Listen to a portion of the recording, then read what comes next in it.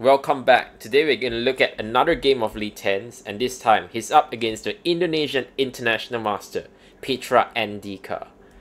Li Tian opens with knight f3, Andika as usual is a little late, but he arrives and plays the move knight f6, Li Tian plays g3. Pitra goes for his favorite King's Indian, and Li Tian goes for a main line of the fianchetto variation, which has been a topical line for many decades, but only in recent years has it really exploded in popularity.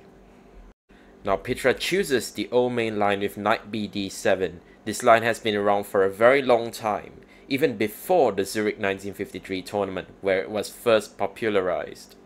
Li Tian continues with the standard rook e1 and now queen a5. And here the main line is to play the move h3, and the idea is that after rook e8 we can play something like bishop e3 followed by queen c2 and rook a d1. For a very typical setup for this variation. But instead Li Tian goes for the move d5, c takes, and Li Tian takes back. Now interestingly enough, in this structure black's idea is usually to play on the queen side, and this is what Andika does with the move b5. He's trying to kick the white knight on c3 away with the move b4. So Li Tian plays the move bishop d2. Andika doesn't see why not to continue. He plays b4.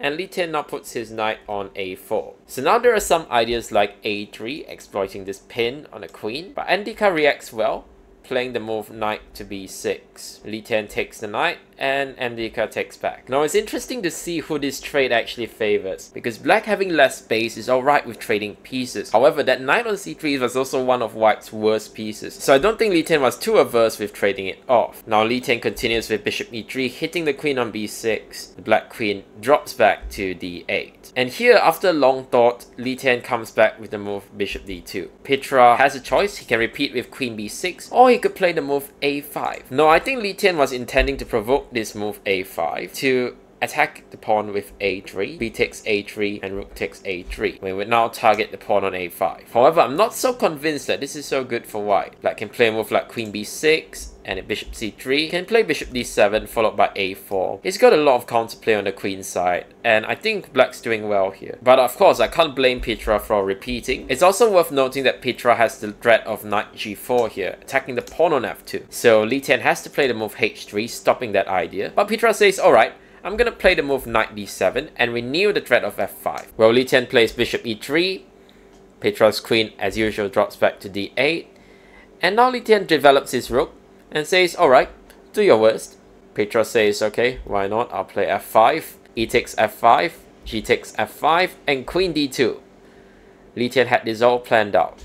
Now the pawn on b4 is under attack, and with this move Li Tian has controlled the f4 square, meaning he's ready to play the move knight to g5. For instance, if black were to defend that pawn, then knight g5 would be a very serious issue. The white knight would plonk itself down on e6 with great effect. After queen d2, the best move may have been a move like e4, but it's hard to play such a move because white plays knight d4 and gets his knight to c6.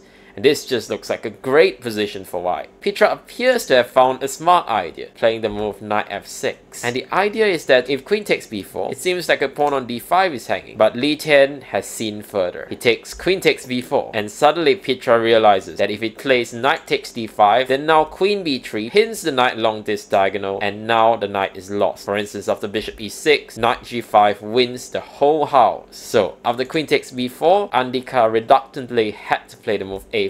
Li Tian dropped back to a3, king h8, a natural move, and it's renewing the threat of knight takes d5 as there's no longer any pin, so queen b3 wouldn't be of much use. But now Li Tian starts to play in his signature style, showing great simple chess. Rook c6, hitting the pawn on d6, so there's no time to play knight takes d5 in view of rook takes d6. Andika says, oh, I have to defend the pawn, so he plays knight e4, and it seems like black is doing okay, but Li Tian finds another strong move.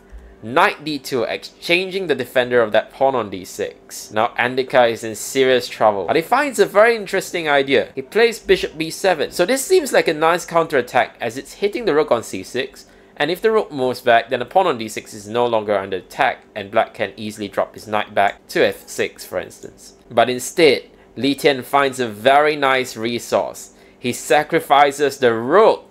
Knight takes e4, bishop takes c6, of course, and now knight takes d6. So Li Tian has given up an exchange.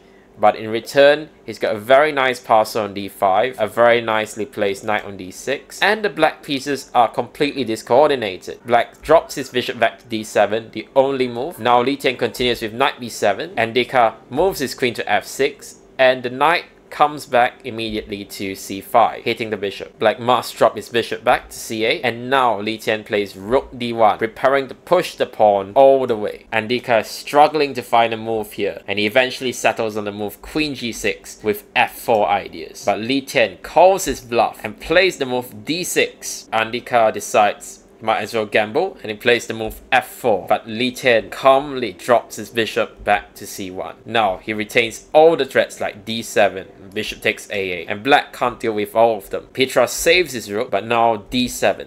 Now Li Tian is completely winning. Not only does he have 2 pieces and black's structure is destroyed, but his 2 bishops, especially the light squared bishop on g2, is gonna dominate the game. The thing is, both players are down to their last minute and there's no increment, so it's all gonna be about who's faster. And as we'll see, Li Tian is so good and so quick in these situations. Pitra's only chance is to create a pass pawn. He takes on g3, Li Tian calmly takes back.